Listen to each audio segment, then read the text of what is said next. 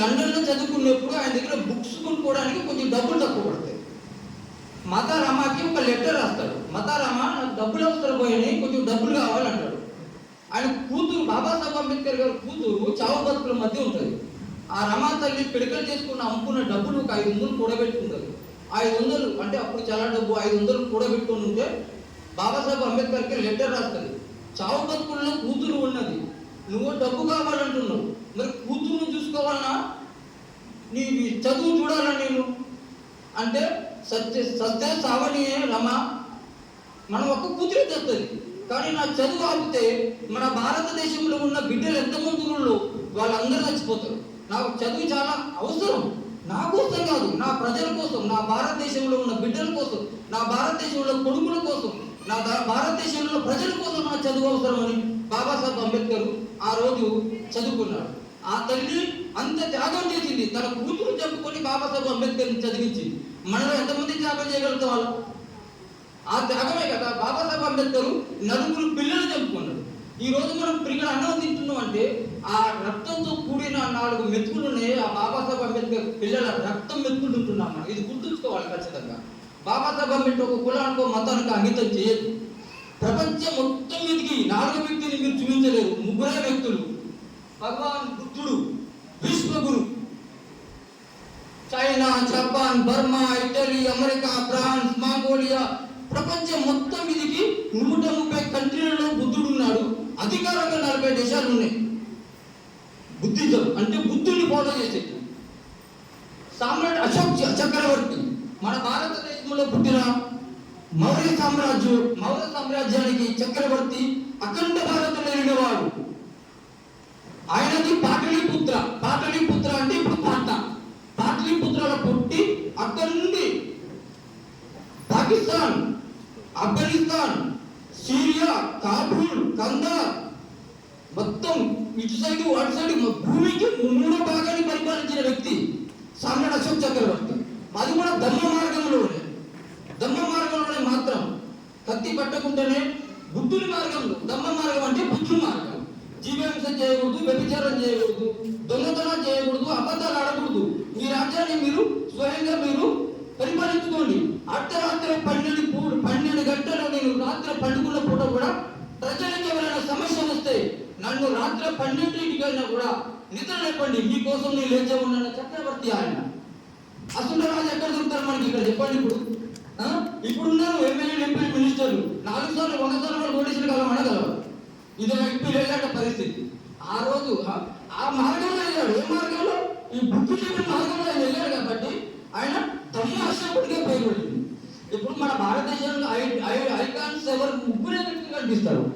భారతదేశంలో ఫస్ట్ ఇండియాకి సెంట్రల్ మూర్ ఏంటి? అశోకుడు. 4 సింహాలు 3. ఆ 4 సింహాలు మూడే అశోకుడు. ఇది గుర్తుంచుకోవాలి. ముఖ్యంగా భారతదేశంలో 3 రంగుల జెండా. ఆ 3 రంగుల జెండాలో దమ్మ చక్రం ఉంటుంది. ఆ చక్రం ఏమిటి? ఆ అశోకుడు దమ్మ చక్రమే. మళ్ళీ ఇంకొకటి, భారతదేశానికి జాతీయ పక్షి అంటే నెమలి తెలుగులో. దాన్ని హిందీలో ఏమంటారు? మోర్. మోర్ అంటే ఎవరిది? మౌర్య సామ్రాజ్యం. ఆ చక్రవర్తిదే మౌర్య సామ్రాజ్యం, మా చక్రవర్తిదే. వాళ్ళు మౌర్యులు. ఇలా భారతదేశంలో మెయిన్ ఐకాన్స్ ఆధారాలు ఏ దొరికితే సారనాథంలో శిలాఫలకాలలో తవ్వకాలలో దొరికినాయి. 4 స్తంభాల దొరికితే దాన్ని తీసి ఎవరని భారతదేశంలో మొట్టమొదటిసారిగా బ్రిటిషర్స్ రాకముందు ఈ చరిత్ర దొరకలేదు. జేమ్స్ ప్రిన్సెప్ అని ఒక వ్యక్తి మన భారతదేశంలో ఇక్కడ తవ్వకాలలో దొరికిన ఒక శిలాఫలకాన్ని చదివిండు ఫస్ట్. అది ఏ భాష అనేది మన భారతదేశంలో మేధావులు అంటే అప్పుడు ఉన్నారు ఒక వాళ్ళు మేము తల నుంచి పుట్టిన గొప్ప వాళ్ళు మేధావులు, మాకు అన్ని భాషలు వస్తాయి, మేమే పైన తీసుకోవడం చెప్పుకుంటారు. వాళ్ళు కూడా చదవలేకపోయారు. అయినా కూడా జేమ్స్ ప్రిన్సెప్ ఫస్ట్ చదివి ఏ భాష అంటే ఇది పాలి భాష. ఇది ఎప్పుడు ఏ కాలం నాటిదంటే ఇది అశోకుడి కాలం నాటిది. పాలి దమ్మలిపి పాలి భాషలో రాసి ఉన్నది. అంటే ఆ కాలంలో రాజు ఎవరు? అశోకుడు. ఆ కాలంలో ఆయన శిలాశేషాల మీద రాజించిన పదాలు దేవానాం ప్రియదశి అంటే దేవానాం ప్రియదశి, దేవతలకి ప్రియమైన వాడు. అంటే దేవతలు అంటే ఈ మనం అనుకునే ఇప్పుడు ఈ దేవతలు కాదు. దేవత అంటే బౌద్ధ బిక్కులు, బిక్కులు బిక్కులు దేవి అంటే బౌద్ధ భిక్కులు, దేవత అంటే బౌద్ధ భిక్కులు.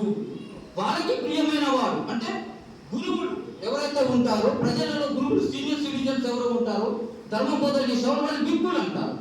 ఆ భిక్కులకి ప్రియమైన వాడు, బౌద్ధ భిక్కులకి ప్రియమైన వాడు అంటే ఆ దేశ ప్రజలకి ప్రియమైన వాడు అన్నట్టుగా అశోకుడు, ధర్మాశోకుడు. ఆయన శిలాశాస్త్రాల మీద రాతపూర్వకంగా మనకి దొరికినాయి. మనం ఇవన్నీ చరిత్రలో హిస్టరీ ఎందుకు పెట్టామంటే దీంట్లో ఎవరైతే కరెక్ట్ కాదని చెప్పలేరు. ప్రపంచం మొత్తం వెతికి చూడండి, ఈ ఆధారానికి దొరికినవి మేము తీసుకున్నాం. కాల్పనిక చరిత్ర కాలంలో ఒక్కడు కూడా లేదు, మొత్తం ఐడెంటిటీ చరిత్ర హిస్టరీ నుంచి తీసుకున్నాం. మేము వాళ్ళని ఎందుకు తీసుకున్నాం? నిజం ప్రజలకి తెలియాలి, నిజం ప్రజలకి తెలియాలి. అసలు చరిత్ర అంటే ఏమిటి? వాస్తవానికి చరిత్ర అంటే మన తల్లిదండ్రులు, చరిత్ర అంటే మన అస్తిత్వం, చరిత్ర అంటే మన ఉనికి, చరిత్ర అంటే ఏమిటి? మన ప్రాపర్టీ. చరిత్ర అంటే ఏమిటి? మన అస్తిత్వం. చరిత్ర అంటే మన డిఎన్ఏ, చరిత్ర అంటే మన మూలం, చరిత్ర అంటే మనం ఎక్కి చూచామని చెప్పేది మన చరిత్ర. మనం చరిత్ర తెలియకపోతే తల్లిదండ్రులు తెలియని అనాథ అయిపోతున్నారు. నా తల్లిదండ్రులు నాకు తెలియదు, నేను ఎవరు పుట్టాను, నేను చరిత్ర తెలియదు అర్థం. నా తల్లిదండ్రులు ఎవరు పుట్టాను నేను తెలిస్తే నాకు చరిత్ర తెలిసినట్టుగా.